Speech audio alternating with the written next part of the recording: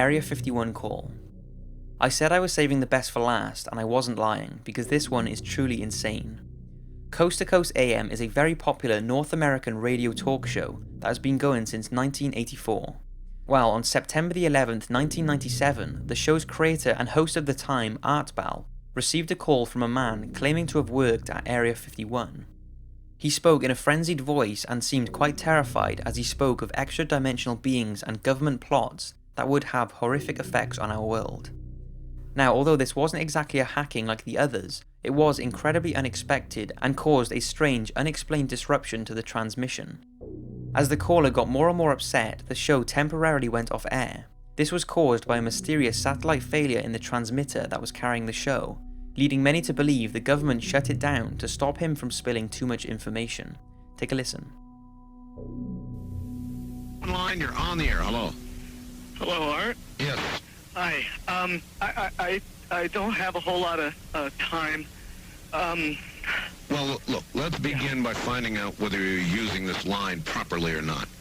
Area 51. Yeah, that's right. Were you an employee or are you now? A former employee. Former employee. I was let go on a medical discharge about a week ago, and I've kind of been running across the country. Oh man, I don't know where to start. They're gonna they'll triangulate on this position really soon. So you can't spend a lot of time on the phone. So give us something quick. Okay. Okay. What we're thinking of as aliens, Art, they're extra-dimensional beings that an earlier precursor of the space program made contact with. There's a lot of safe areas in this world that they could begin moving the population to now, Art. But they're not doing anything. They are not. They want the major population centers wiped out so that the few that are left will be more easily controllable. Discharge.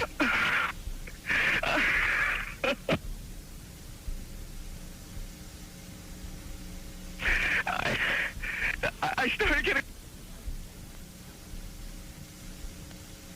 In some way, something knocked us off the air, and we're on a backup system now. It's the government, or...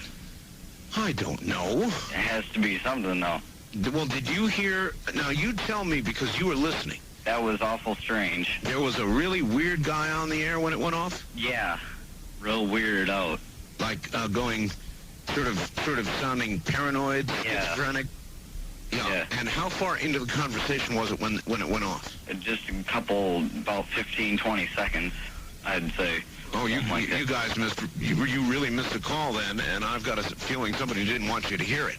The transmitter went belly up suddenly for some unknown reason. I've never seen it do this in all the years that we've been on the air. I have never seen the transmitter in this way just simply fail, massively fail, like a massive heart attack of some kind. And so we have gone to a backup system to get the signal to you right now, and I presume it is getting to you right now. Pretty crazy. If it is a hoax, then the man sure is convincing. But this isn't the end of the story. A few minutes later, on April the 28th, 1998, Art Bell received another call, supposedly from the same man, claiming that the first call was all a hoax. End of story. Well, not really. People believe he had been silenced, saying that something just doesn't sound right with the way he's talking, and some say it's not even the same guy. Take a listen to a few clips from the call and see what you think. The east of the Rockies, you're on the air. Hi, Art. This is Brian. Hi, Brian. Hello. Everybody, I am the Area 51 caller. You claim you're the Area 51 caller? I am the man. How do you account for the fact, Area 51 caller, Okay. that part of the way through your spiel, the satellite went down? I have no idea, and it scared the heebie-jeebies out of me that night.